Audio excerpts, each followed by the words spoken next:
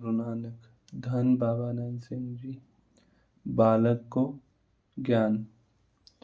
उसी गांव का भक्त राम दयाल आया। महापुरुषों के चरण में आकर माथा टेका, दर्शन किए और प्रार्थना की, जी अपनी रसना से कोई वचन सुनाओ। उसकी बात सुनकर संत सुजान सिंह जी की तरफ हाथ करके कहने लगे, यह बच्चा बैठा है, इससे पूछ लो।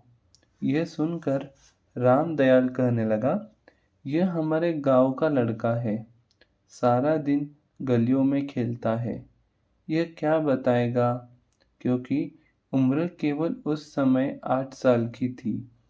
तीसरी कक्षा में पढ़ता था। स्कूल कभी जाना कभी नहीं जाना, मन आई बातें करनी।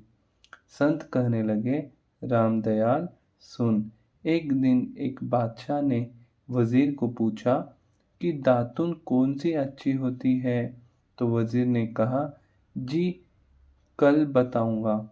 अगले दिन वजीर एक ऊंट पकड़कर ले आया और बाहर खड़ा कर दिया।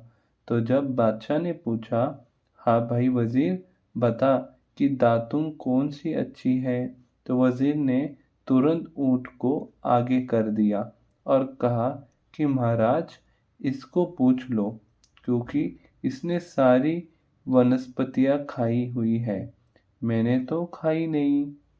महात्मा कहने लगे, राम दयाल इस बालक को बहुत ज्ञान है, तुम चाहे मानो या न मानो, समय आएगा दुनिया मानेगी। महात्मा जानते थे सब संस्कार को भी कौन कहाँ पहुँचा है। धन गुरु नानक।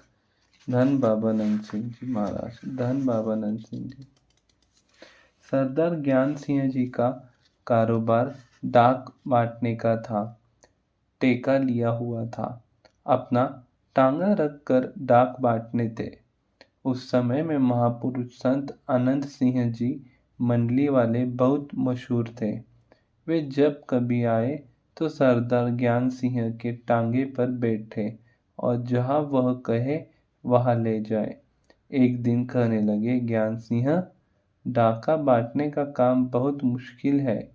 कहा, जी है तो कठिन, पर बच्चे तो पालने हैं। कहने लगे, यह नौकरी छोड़ दे।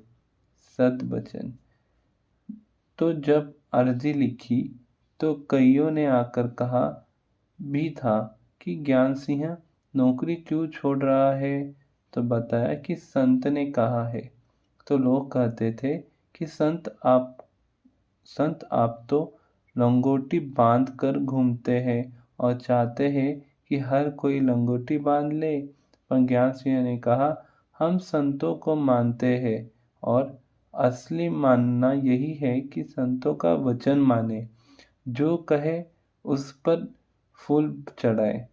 इसलिए वे जो कहेंगे उसी में हमारा भला होगा। तो जब अर्जी अंग्रेज को दी तो उसने भी कहा कि ज्ञान सिंह इस नौकरी के लिए तो मेरे पास बहुत अर्जी और सिफारिश आई है, तो तू यह नौकरी छोड़कर गलती न कर। पर ज्ञान सिंह ने कहा, मुझे मेरे मालिक का हुक्म है। जब नौकरी छोड़ दी तो पूछताछ हुई और सरकार ने हुक्म दिया कि जिन्होंने नौकरी छोड़ी है उनको जमीनें दे दो। अंग्रेज सरकार की सोच बहुत ऊंची थी कि कोई भी हमारे राज्य में भूखा नहीं मरना चाहिए। आज भी देख लो, जहाँ पर भी अंग्रेज का राज्य है, किसी के स्थान अन्य नहीं हो रहा है।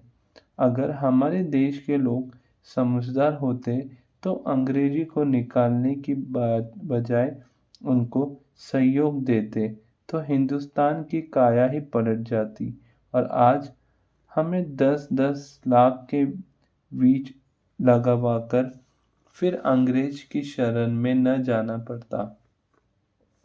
सरकार से जमीन मिल गई, फिर और कारोबार किया, अच्छा चल पड़ा और साथ ही एक भाई वाला मिल गया और कहने लगा कि हम काम को और बढ़ाएंगे।